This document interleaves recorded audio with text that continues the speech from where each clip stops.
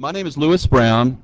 I'm a member of the Terry College Alumni Board and part of the Terry Third Thursday Task Force, which plans these events.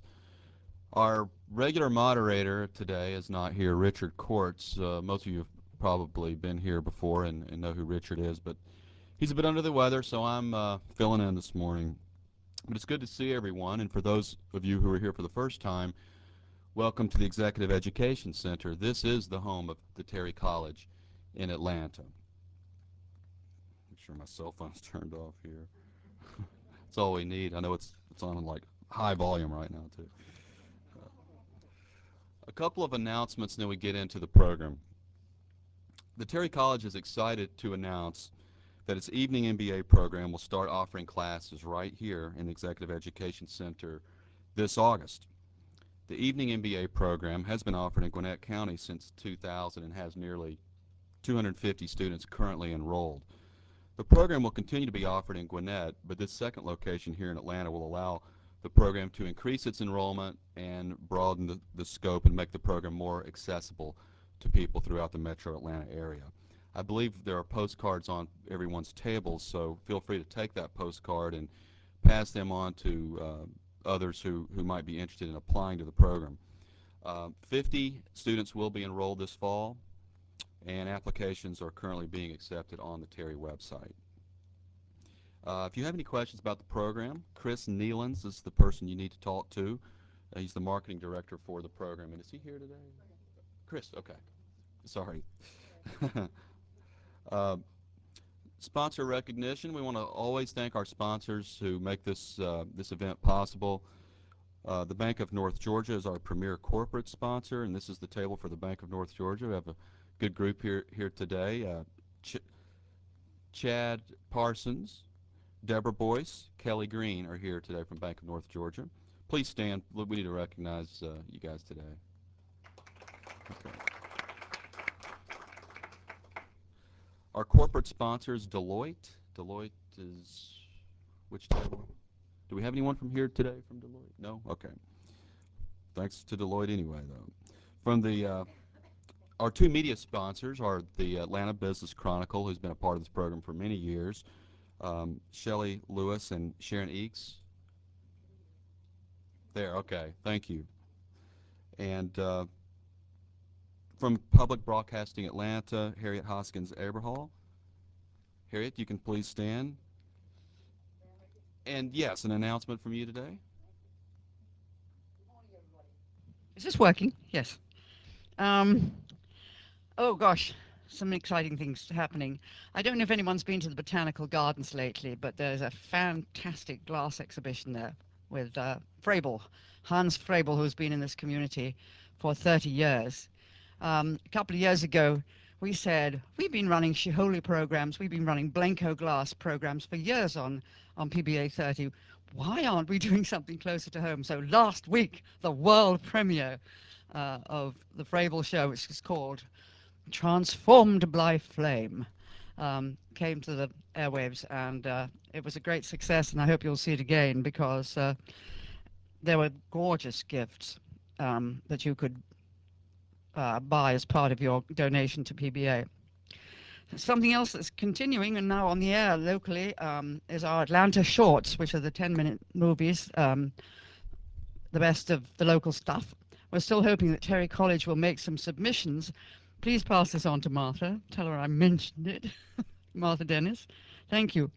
On radio, griot, which is an African word for storytelling, is downtown at the Martin Luther King Historic Site, collecting stories of African Americans for national broadcast. In fact, you may already have heard some locally on WABE. And our newsroom, which I think I mentioned last time, is going great guns. And I wondered if anybody noticed any more local reporting, because it's really there. We haven't thrown out the baby with the bathwater, but there's lots more local programming. Thank you so much. Great. Thanks for that update, Harriet. We have wonderful speakers here, have for many years. I'm excited to announce next month we have another in a line of great speakers, Taylor Glover, who has had really an extraordinary career.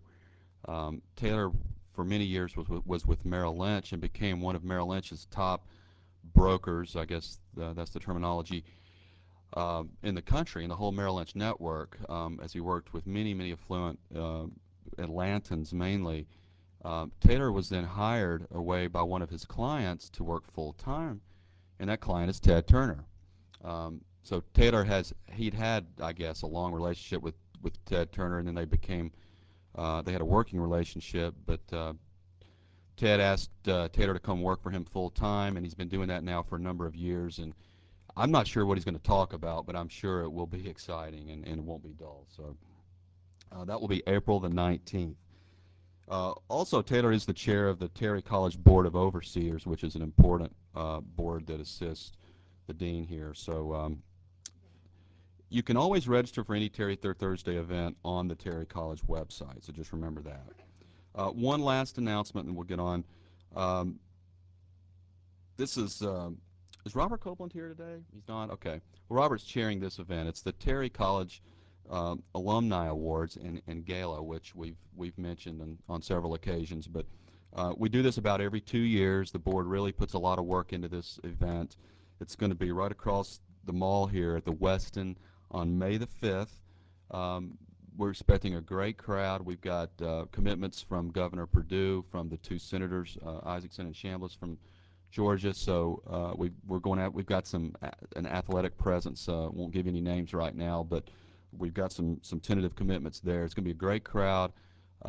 So keep that on your radar. There is a website for that on the Terry. I guess there's a link to it on the website. So that night, we will be honoring Bill Griffin, who's managing director of Fidelity National Info Services. Jamie Reynolds, who most people know of from Reynolds Plantation fame.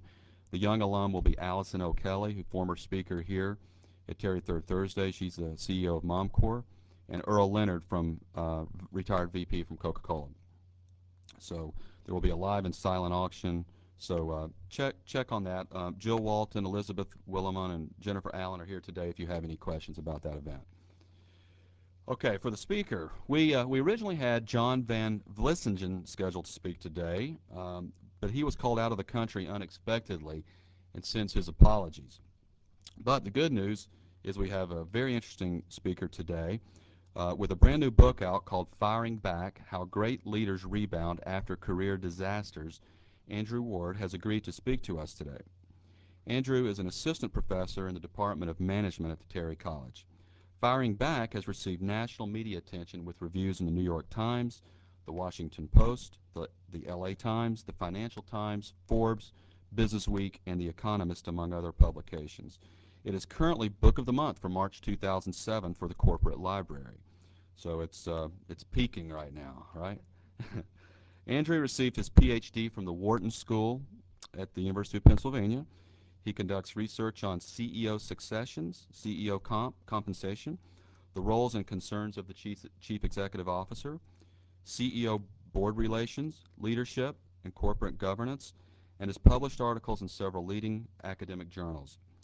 Ward's work has been featured in numerous publications including Harvard Business Review, Business Week, the Washington Post, the Financial Times, Directorship, Directors and Boards, Investors Business Daily, and Leaders Magazine. His first book, The Leadership Cycle: Matching Leaders to Evolving Organizations, examines how leadership needs change over the course of an organization's life. His new book, Firing Back: How Great Leaders Rebound After Career Disasters, is co-authored by Dr. Jeffrey Sonnenfeld of Yale University and published by Harvard Business School Press in February 2007. Please join me in welcoming Andrew Ward.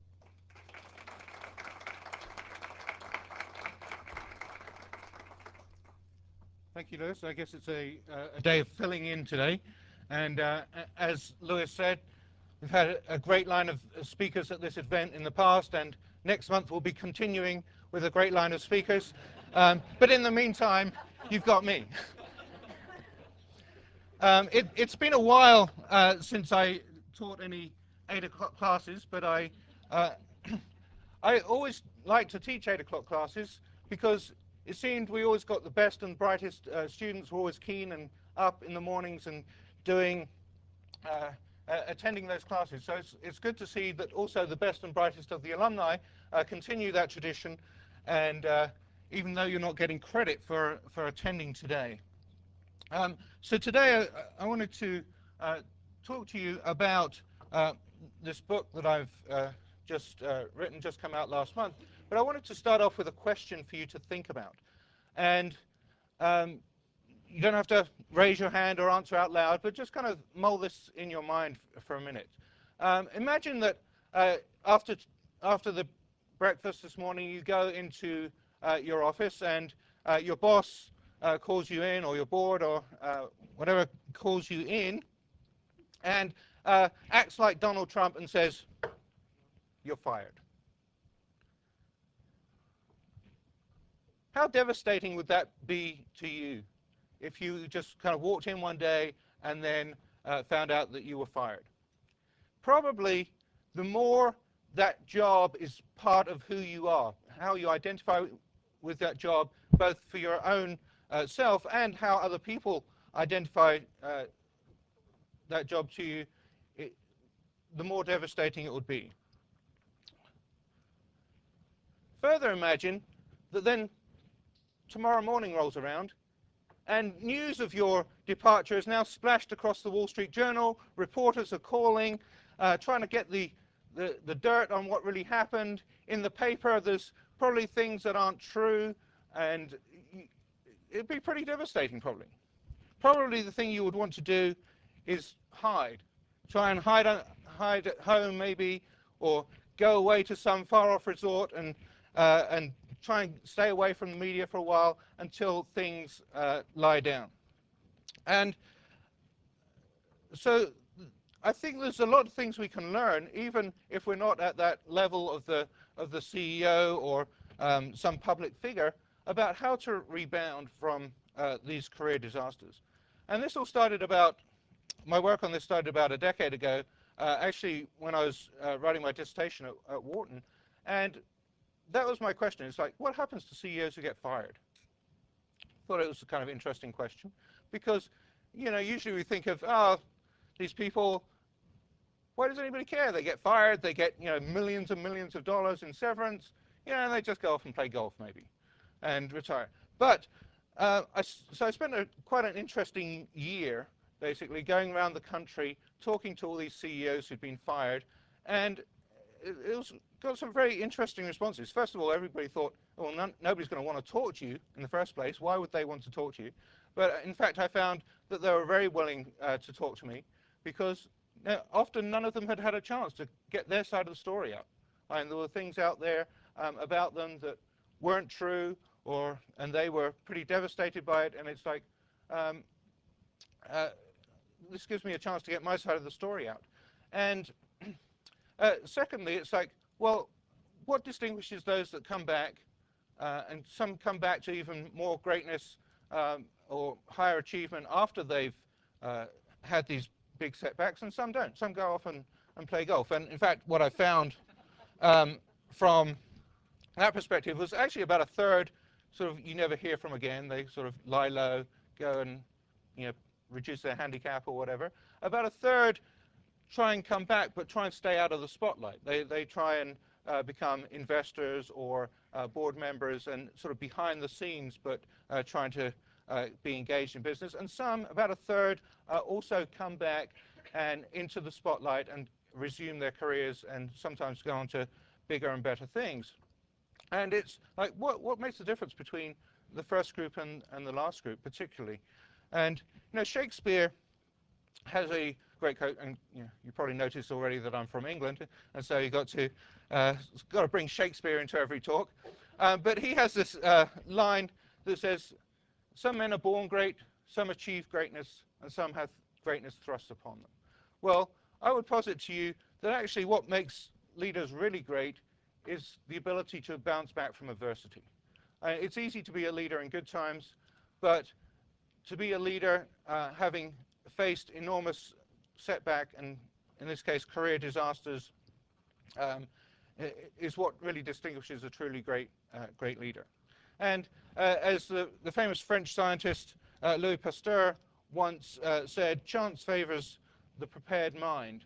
And so I think even though hopefully this will never happen to anybody in this room, it's good to be sort of prepared for how, or at least think about how you respond to these sorts of disasters. And so who are some of these people that are able to rebound from disaster? And these are all figures that are, I'm sure, very familiar to all of you. Jimmy Carter. So swept from office in a landslide election, 489 electoral votes to just 49. Pretty much devastated from that electoral defeat. And also, on top of that, before he went into office, put all his assets into a blind trust, as most presidents do, so they can't be sort of accused of profiting from being in office. Only to find when he retired, or when he left the White House, that he was almost bankrupt. The assets had been mismanaged and had nothing left. And sort of what can you do there? I'm just going to read like a couple of sentences for his reaction from here. If you recall, probably most of you aren't old enough to recall his exit, but there was the Iranian hostage crisis going on, and 15 minutes after the official end of his presidency, these hostages were released, and the next day Carter flew to Germany to greet them and to bring them back, and then he returned not to the White House but to Plains, Georgia, the complete opposite of the glamour of the White House, and said this. He said, "Although I had not been to bed for 3 days during the final negotiations about the hostages, I didn't even feel the fatigue during our long trip to Germany. But I returned to Plains completely exhausted, slept for almost 24 hours, and then awoke to an altogether new, unwanted, and potentially empty life." And that's a reaction that a lot of these people get in terms of that downfall. But did Jimmy Carter stay in Plains, Georgia? No. As you all know, I won't go into his story because I'm sure it's all familiar, but going from that low point to his efforts in peace and becoming a Nobel Prize winner and regarded almost universally as the most successful US president that we've ever had. Next, Martha Stewart. Again, don't need to say anything about Martha Stewart, but again, one of the most dramatic falls from grace, and all over the media, right? The media has, there was a funny thing on Jon Stewart. I don't know if anybody watches The Daily Show, but boom, boom, boom, the FBI's sort of second most wanted person, boom, Martha Stewart, getting more attention than Osama bin Laden at the time or something. And just a catastrophic setback, and all over the media, and yet she was able to use the media in her comeback and reposition that and carefully control how she went about that, and we'll talk about that a little later. Steve Jobs. And if you think that being fired can't happen to you, well, it can happen even if you found the company. Right? Even if you start your own company. Steve Jobs ousted from Apple, went on to found Next, which was ended up being bought by Apple, and is now, again, CEO of Apple, doing great things, and also the largest shareholder in Disney. And we'll talk a little bit about Steve Jobs. Michael Bloomberg. Most people don't necessarily think of Michael Bloomberg as having suffered a setback. But the reason Bloomberg was started was because he was a partner in Salomon Brothers. They went public. One day he's sitting there getting public, getting a $10 million check because they went public, and the next day, boom, he's let go. And then the day after, started Bloomberg. In fact, the day he was let go, on his way home, apparently he bought a sable coat for his wife and said, "Look, I may be fired, but we're still players. We're still going to come back," and had that attitude. Bernie Marcus, one of the local heroes here in Atlanta, founder of the Home Depot, but he was CEO of a company called Handy Dan Home Improvement out in Los Angeles, in California. And his boss was a guy called Sandy Sigaloff, but who had the moniker Ming the Merciless, right? So you know that he's not going to be good job. It makes Donald Trump look like look very angelic, I guess. Um, and was fired from that, along with Arthur Blank and Ron Brill, and then moved out to Atlanta and started his own home improvement store. Instead of fighting that, and we'll see how he did that, came over and rebounded by founding the Home Depot. As you know, the rest is history. Now the world's second largest retailer. And perhaps one of the biggest falls of all, Michael Milken. The epitome of the American dream, born on the 4th of July. And became one of the big-time financiers of the 1980s. In fact, in 1987 alone, he made $550 million personally. You think about CEO compensation now.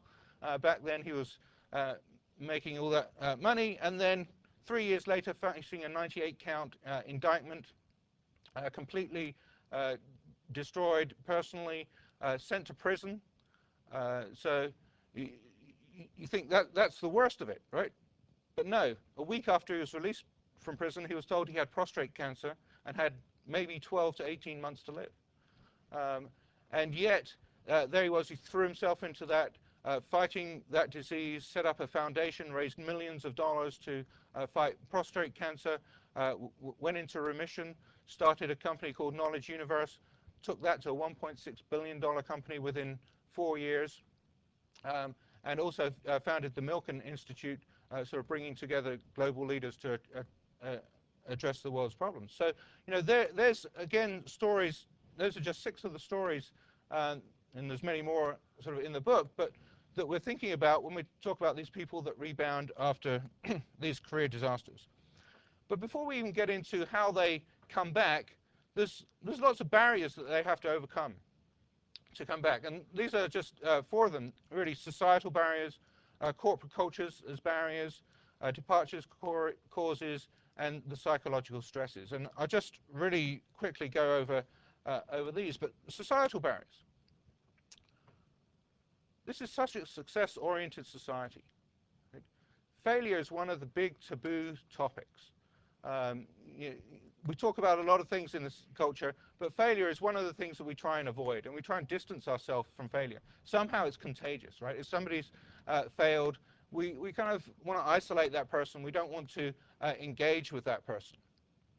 And the same is true if that happens to you. If you failed, the tendency is to hide away from people, not to sort of engage with people and engage with the world. There's the F. Scott Fitzgerald's famous admonition: there's no second acts in American lives. Well, it's not true, right? We've just seen 6 people who had great second acts. But there's this also this double-edged sword of celebrity. Public figures are often held to higher standards than others, especially in the sort of political arena. And also, there's this notion that the media loves to build up these people, right? You see Fortune magazine filled with all these stories of these great CEOs and all these figures. But as soon as a slip-up is made, boom, the media's on top of them and wants to bring them down even faster than they raise them up. And there's this feeling of schadenfreude, if you come across that phrase, where the glee of failures of others. We kind of look at all these celebrity magazines and see all the disasters that are coming upon all these people. The immense media speculation on Britney Spears over the last couple of weeks, you know, is a great example of that. And you know, Martha Stewart was probably the ultimate business example of that. Then there's the corporate culture as barriers. Corporate cultures are very different from one another. If you think about how firms operate, divide into 2 dimensions really quickly here. You've got supply flow. Where do you get your people from? Do you groom your people internally, or do you hire from external? And are you dealing with generalists or specialists? And so you've got these dimensions here of these different broad types of corporate culture. And in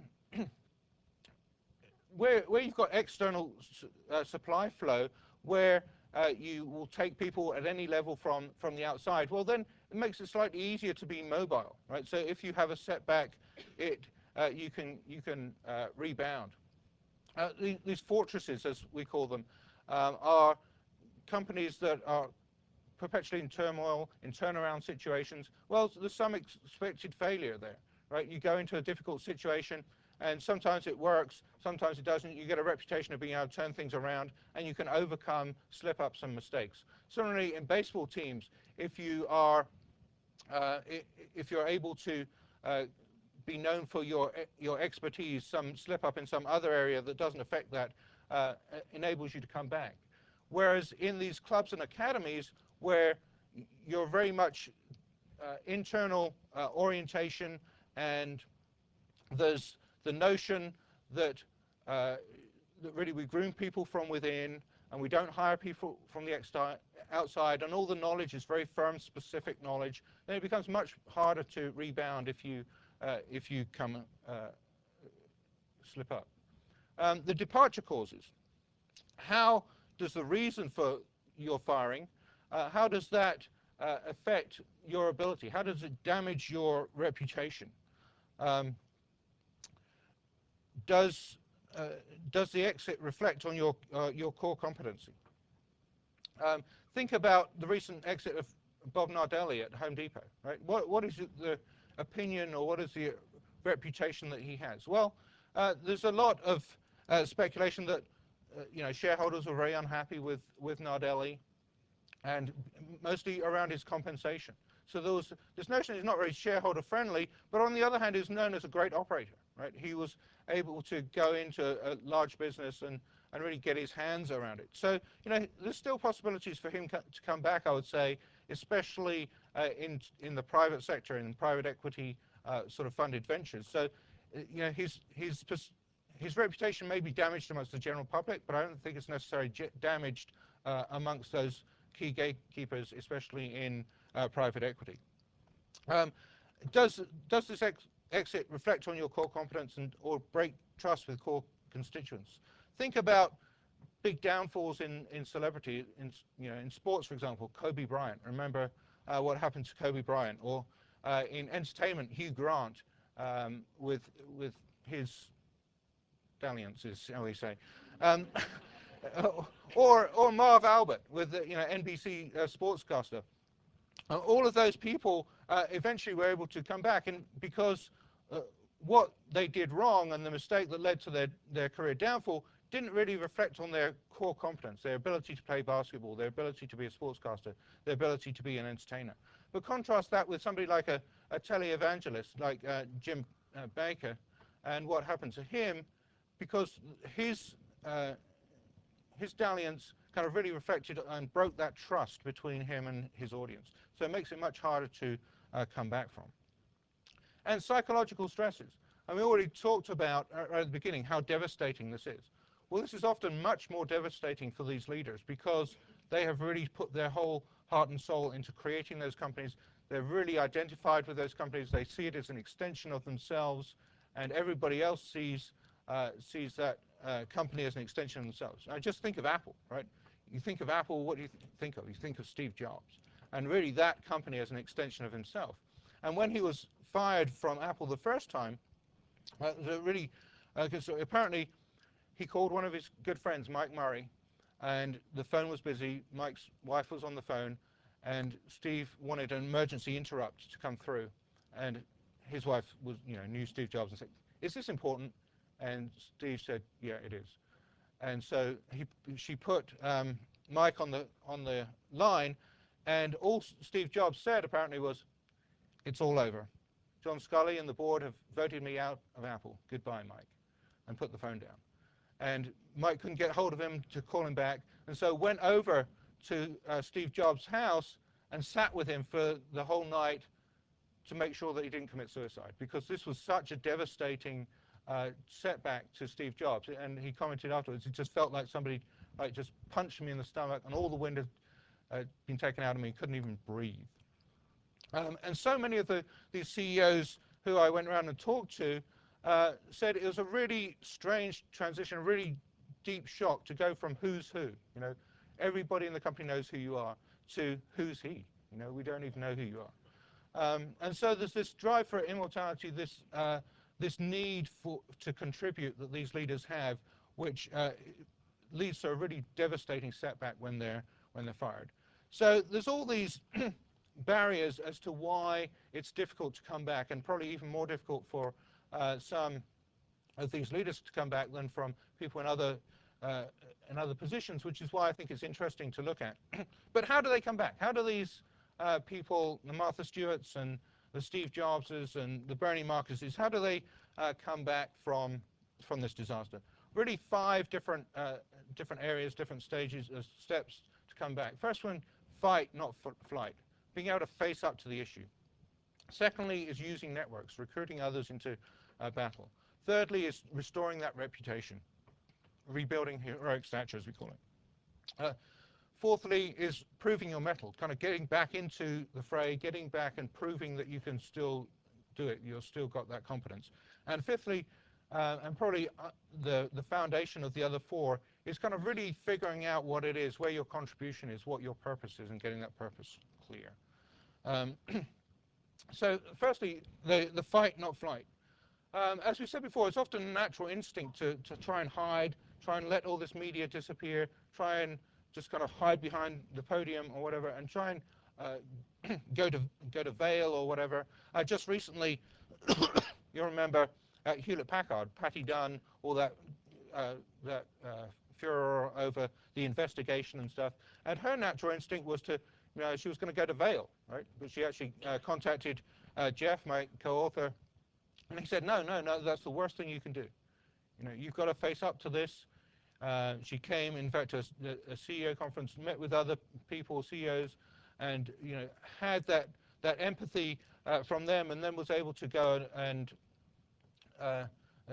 went on 60 Minutes and really put out her side of the story about what was happening there. And you probably saw in the paper yesterday that actually all the charges against her were dropped in California. So there's this decision to fight versus the temptation to flight, to temptation to try and avoid the situation. But you really need to face up, and that can work in a number of different ways. We talked about Bernie Marcus earlier on, fired from Handy Dan. Well, Ming the Merciless tried to jip him out of his contract, his severance, and all that sort of thing, and could have engaged in a long lawsuit to try and get that back.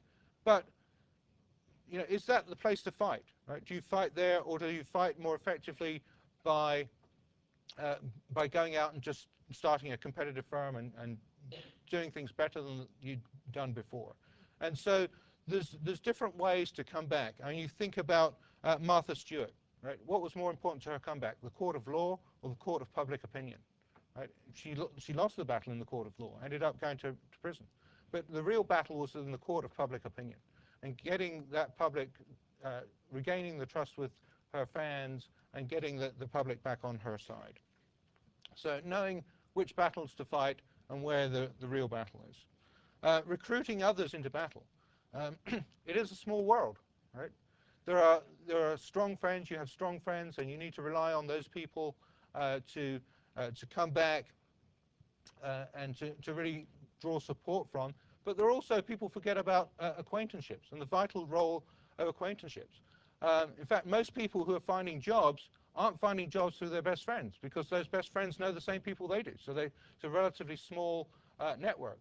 But those people that you have more distant acquaintanceships with, and that you just kind of have met along the way. And you think about, again, Bernie Marcus. He had Arthur Blank and Ron Brill, who he worked with every day, who were key to starting Home Depot. But there were also others, right? A guy called Gary Earlbaum, who was the CEO of a company that in his former job he was thinking about taking over. They went through the due diligence process, didn't quite take them over, but became friends with that guy. Just passing acquaintanceship. You saw him occasionally, but he was the person that introduced him to Ken Langone, and Ken Langone and Bernie Marcus became friends. And Langone was a financier and was able to generate money and get Bernie started on the new venture. So there's lots of stories that, especially around sort of Bernie Marcus, because he's the type of person that makes friends wherever he goes, right? And you may not see him in years, but he's still a friend, and so you want to help people out, right? People want to help you out, and especially when you've sort of had positive contact with them before. Secondly, rebuilding heroic stature, getting out your side of the story. You need, Martha Stewart was a great example of this, right? From the day that the indictment came, she set up a website, she connected with her fans, she recognized early on that, yes, the court of law was going to be an important battle, and she put a lot of resources into that, but more importantly was to connect with her fans and to keep that public on her side. Because she's one of the most divisive characters, if you like. People love her or hate her, right? You either love Martha Stewart or you hate her. Nobody has a sort of ambivalent feeling towards Martha. So to get those people who loved her to continue to love her was the key to her success. Often, one of the constraints that a lot of these CEOs had that I went to talk to was that they, in the heat of the moment, when they'd been fired, they'd sign these non-disparagement agreements. They couldn't talk to the media, they couldn't talk to anybody, they couldn't get their side of the story out. And while it seemed like a good idea at the time, because it would be positioned as, well, he's resigned for personal reasons, or he's resigned to spend more time with his family, or to pursue other interests, it's like, yeah, right. But and it's this, it's supposedly kind of neutral. It protects their reputation, or it's sold to them as protecting their reputation, because we're not going to tell what really happened. Well, it also stops them from getting their side of the story out. And most people found that very frustrating, that they couldn't restore their reputation. They couldn't, because they couldn't go out and tell their side of the story. And next is getting back into the fray, proving your mettle. Think about a guy, Mickey Drexler, who was the CEO of Gap for 20 years. Took Gap from a couple of stores in San Francisco to a company with $13 billion in revenue, over 3,000 stores. But he was known as a very hands-on guy, down to every button on every shirt that he would inspect, and he's a merchandiser, right? He knows his stuff in terms of fashion. Couple of years they have mistakes, doesn't pick the right fashion, Gap goes in a downward spiral, and really, when a company's that size, it's difficult if you're the guy who's inspecting every button, right? So he gets fired from Gap. But what does he do? He refuses to sign a non-compete agreement to start with. He gives up, several $1 million and doesn't sign that, but gets back into the fray with J. Crew. J. Crew, a company a tenth the size of Gap, a company that was in trouble, but needed the kind of merchandiser who could go in and fix the problem, who could tell you what's wrong with that fashion, and go in and breathe sort of fresh life into that company. He invested $10 million for a 22% stake in that company going in. He took a salary, a tenth of what he was getting at the Gap. Said at the time, you have no idea how much money this is costing me to have this job. But he took J. Crew from a $30 million operating loss in 2003 to a $37 million operating profit in 2004. 2006, they went public for $367 million IPO, making his 10 million stake worth over $80 million. Right? But he says he's not going to take J. Crew to the size of Gap. If it gets that big, it's not the job for him, because he's not the person to run that large enterprise. But he's gone back in and proved that he's still the master merchandiser in that company. Rediscovering heroic mission, kind of getting back to what is your core, what it is you're really about. Steve Jobs, again, when he was fired from Apple, spent a lot of time just kind of figuring out what he wanted to do. Right? People said, oh, you should run for public office. Well, that turned out to be, that's not really for him. Many people don't know this, but he was going to be on the Space Shuttle, what was it, Challenger. Right? You remember when the teacher was selected? He was one of the shortlisted people to go up on that as the private citizen to go up on that ill-fated mission. But he spent a lot of time. He sort of went to Italy, rented a bike and bought a tent and sort of wandered around the hills, went to sort of Russia, toured around Europe, kind of figuring out what it was that he was really about. And what it was about computers, it was about education, and it was about working with a small team. And so he kind of put those three things together and started Next. And as we said, Next grew and was sold back to Apple, and now he's running Apple again. But kind of getting that mission clear. The same with Mike Milken. Was very much on the financial side of things, financial wizard, but his core was financial wizardry compared with and human capital. It was the two things always hand in hand. He was banned from going back into the financial markets, so he was focused then on human capital, which sort of lent itself also to the fighting disease, but also primarily in education. And he also grew that company Knowledge Universe by mergers and acquisitions from the sort of client side rather than from the financial side. So kind of really getting back to the core of what drives you and thinking about where you want to be and reposition yourself going forward. So that's how you come back, right? So just quickly, some of the lessons we learned out of this, right? Failure is a beginning, not an end. People always obviously think, there are no second acts here, but yes, there are. There are second acts, and you can come back from almost sort of any disaster. And if you can come back from Mike Milken's situation, you can come back from anything. Ignore the advice of friends to lick your wounds. Don't retreat. Don't try and hide from what's going on, but face up to the issue. There's this fear of facing failure, or fear of sort of touching failure, but it's not something that needs to be feared. It's something that needs to be addressed. Again, no matter how dire those circumstances seem, triumph and comeback is always possible. It's pretty much always possible to come back. Again, if you can come back from from being in jail, and given 18 months to live, then you can come back from pretty much anything. While it may seem that the world is against you, there are people who support you.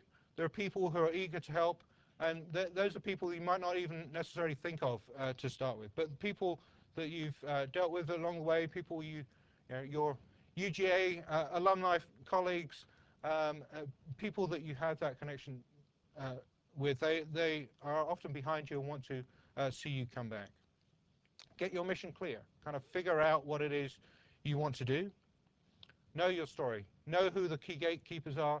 Know why that failure occurred, why it won't happen again. And finally, comeback is not a matter of luck. It's taking a chosen path. It's not just, oh, these people were lucky in their comebacks. It's these people kind of faced what they had to face.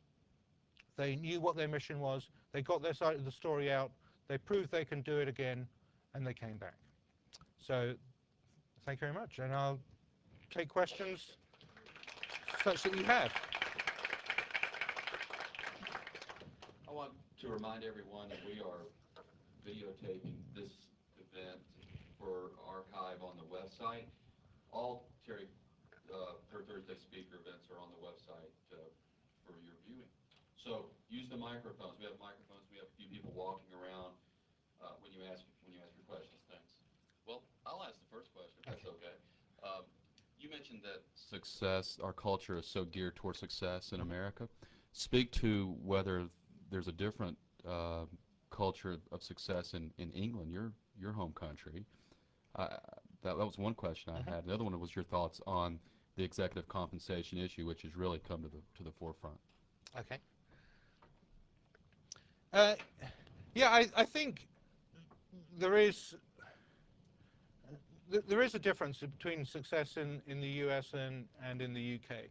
I think in some ways there's that admonition that no second acts in American lives, but I think that's probably even more true in the UK. In that here, especially, there's this. The contrast is there's the fear of failure, but there's also this love of the entrepreneur, right? And we love entrepreneurs in the United States, and entrepreneurs fail a lot, right? And they go in and they start something, and in fact, most venture capitalists look for people who have started something before and failed at it, right? So they can learn those lessons and on somebody else's dime, and then having learned those lessons to come back. So I think there is probably more of a stigma of failure in the UK than there is here. But that that doesn't mean that rebound is not possible in a lot of different cultures. So a lot of cultures, some of those barriers, the societal barriers particularly, will be very, very different. CEO compensation. That's a. I think I've actually have done some work on CEO compensation. I don't think it's necessarily the level of compensation, although the issue with the level is more what that does to the rest of the employees in the company. I think because people see that and think, there's a big disconnect between what I as an employee is getting paid and what the CEO is getting paid. But I think also the other side of this is that being a CEO is a much riskier proposition now than it was 20 years ago, and playing into exactly what I'm talking about here is that often CEOs, when they get fired, and the career expectancy of a CEO is getting shorter and shorter, and often that does mean the end of their career. So when you're taking on a job, a CEO job, there's this expectation for your performance, and the kind of counterintuitive thing is that the more successful the company, the larger, more successful the company, the higher the expectations for your performance in that job, and so it actually becomes a much riskier job to take on. If you go into a turnaround situation, you should probably go into that and not expect to be paid a huge amount or guaranteed a huge amount of money, and there should be upside in terms of sort of stock options and that, so on and so forth. But if you fail in that situation, then you probably can go on to another job. If you go into one of these big corporations, successful corporations, and you fail in that, then the chances are that's the end of your career. And so there's a lot more sort of guaranteed compensation sort of around those things. The other side of that is that those big companies, you expect people to act more risk averse, and it's more rational to be more risk averse in your decision making, so that you really shouldn't get so many stock options in those type of situations. Yes, sir. Oh, there's a microphone coming.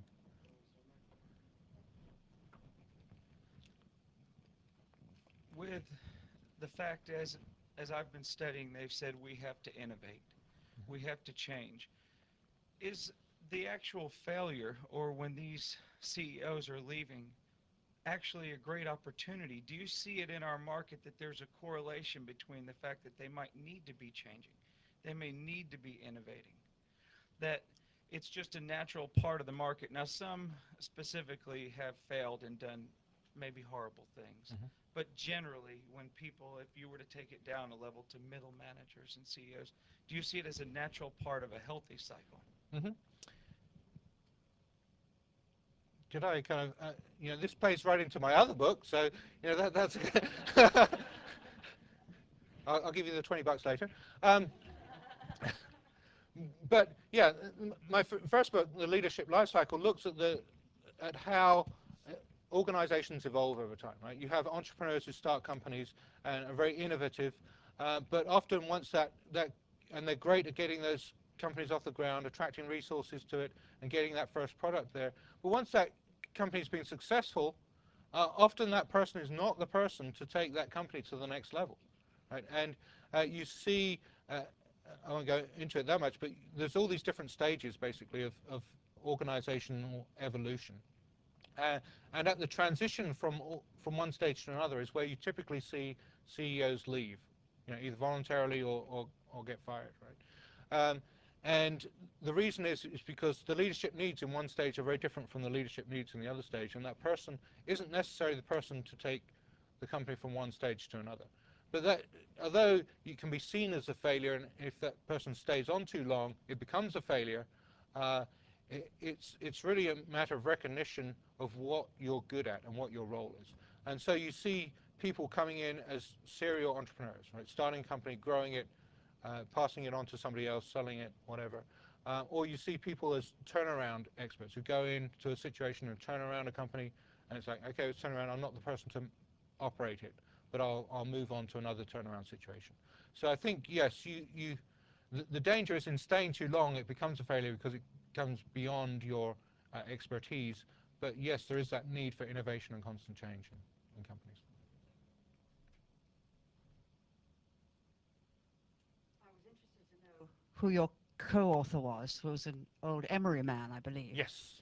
And I wondered what special contributions he might have been able to make to the book.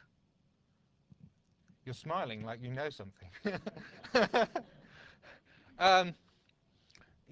Yes, Jeff experienced some of this himself. You may recall the story. He was a professor with me at Emory, and he was about to become Dean of Georgia Tech, and Emory just moved into its new building, and there was all this, he ended up getting fired and fought back in, there was all this dispute with the president and so on and so forth. I don't want to, there's not time to go into it all now. It ended up on 60 Minutes and all this sort of thing. But sort of went through this cycle and has rebounded and has landed at Yale.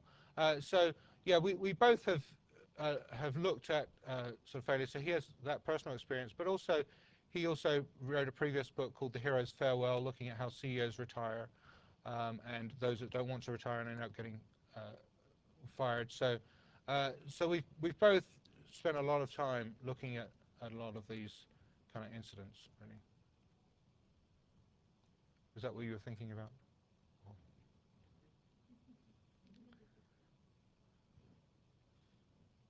Okay, I don't know how many questions. All right, well, thank you all very much for coming, and buy the book.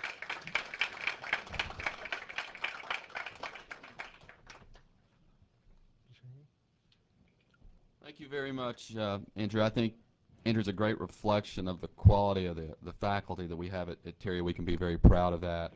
And thank you so much for coming in last minute like this. And I think we now can say that he qualifies in the long list of great speakers here at Terry Third Thursday. So I thought that was very interesting. So we have this gift for you.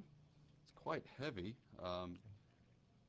For speaking today, so thank you very much. Thank you very much. Ooh, it is heavy.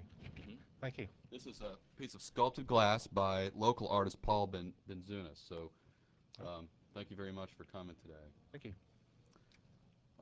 Couple of last-minute announcements. When leaving the parking deck, the password is Terry Third Thursday. If you brought your ticket in, you can have it validated. If not, you should be able to leave without paying. And I believe that's it. Come join us next month, and thank you for coming.